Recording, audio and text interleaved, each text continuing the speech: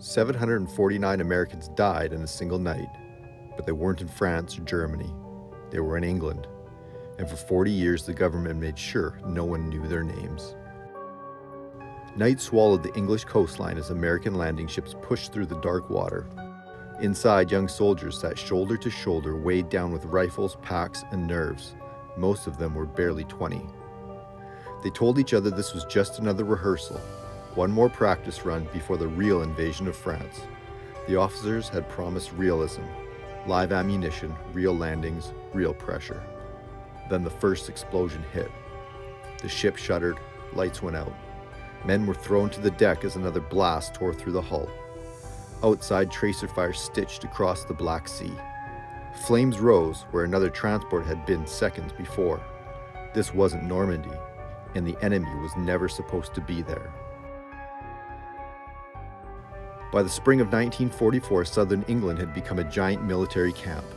Fields were packed with tents, vehicles, and endless lines of American troops preparing for the invasion that would decide the fate of Europe. D-Day was coming, but before it did, the Allies needed their soldiers ready for the chaos of an amphibious assault. That meant realism.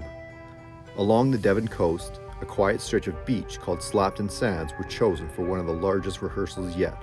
Its shoreline closely resembled Utah Beach, where American forces would soon land in France. The operation was given a simple name: Exercise Tiger. This would not be a parade ground drill. Soldiers would board real landing ships, cross open water at night, and storm the beach under live gunfire meant to simulate real combat. It was supposed to be dangerous, but controlled. Late on April 27th, a convoy of American landing ships moved slowly through Lyme Bay, just off the English coast. These vessels, known as LSTs, landing ship tank, were built to carry men, trucks, fuel, and heavy equipment directly onto enemy beaches. They were massive, boxy, and painfully slow, perfect targets in the wrong situation. Each ship was packed tight with soldiers from the U.S. 4th Infantry Division and supporting units, many of the same men who would soon land on Utah Beach. They believed this was another tense but routine training mission. But the convoy had problems. One of its escort destroyers had been reassigned at the last minute, leaving fewer ships to guard the formation. Radio frequencies between British and American vessels weren't properly synchronized. Warnings and position updates were missed. Out in the dark waters of the Channel, German E-boats, fast attack craft operating from occupied France, were on patrol. They detected the convoy's silhouette against the horizon. To them, this didn't look like a rehearsal. It looked like the invasion had begun. Just after 2 a.m., the first torpedo struck. It slammed into the side of LST-507, ripping open the hull in a burst of fire and metal. Men were thrown from their bunks as the ship lurched violently to one side. Seconds later, another explosion tore through the convoy. LST-531 was hit and began sinking fast. In the darkness, confusion spread instantly. Many soldiers thought it was part of the exercise. Simulated chaos meant to test their nerves. Then they smelled burning fuel and heard real screams. Tracer rounds cut across the water as German E-boats strafed the helpless ships. Flames reflected off the waves, turning the sea into a shifting field of fire. Orders to abandon ship were shouted over the roar of explosions, but the decks were already tilting. Men jumped into the freezing water below. Most were wearing full combat gear: rifles, ammunition, heavy packs. Worse, many had been taught to wear their life belts around their waists. The weight of their equipment flipped them upside down, forcing their faces underwater. Some drowned within sight of rescue craft. Others clung to debris as hypothermia crept in. By the time the shooting stopped, the channel was filled with oil, wreckage, and the voices of men calling for help in the dark. By dawn, the scale of the disaster was becoming clear.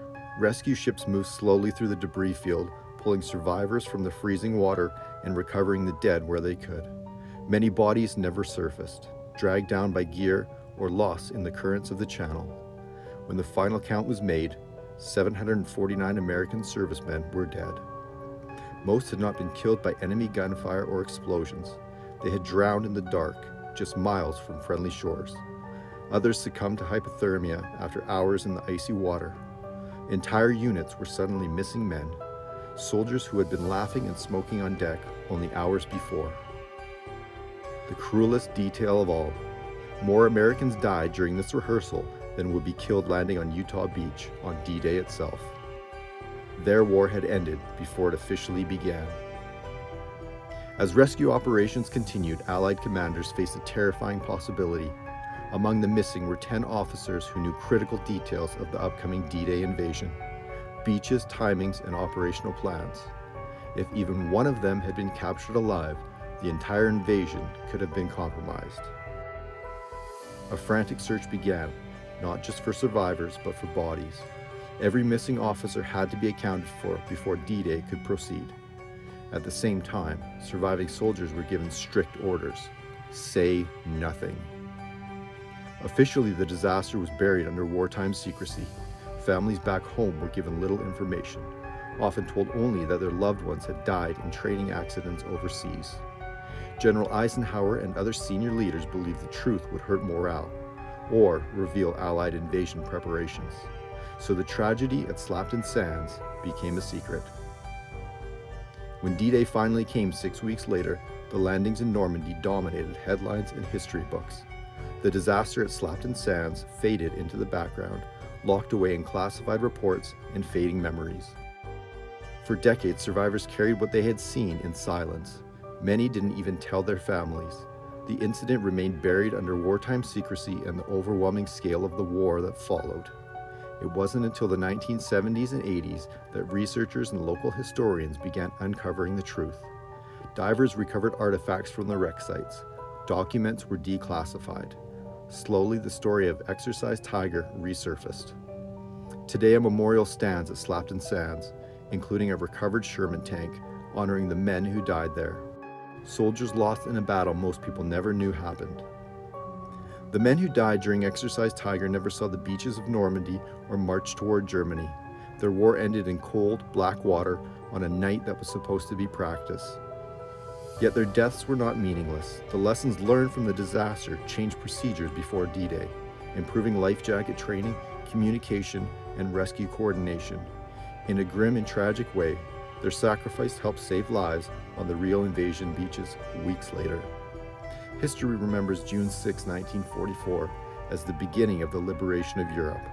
But for 749 American servicemen, the price of that victory had already been paid. In the shadows of D-Day, their story still waits to be remembered.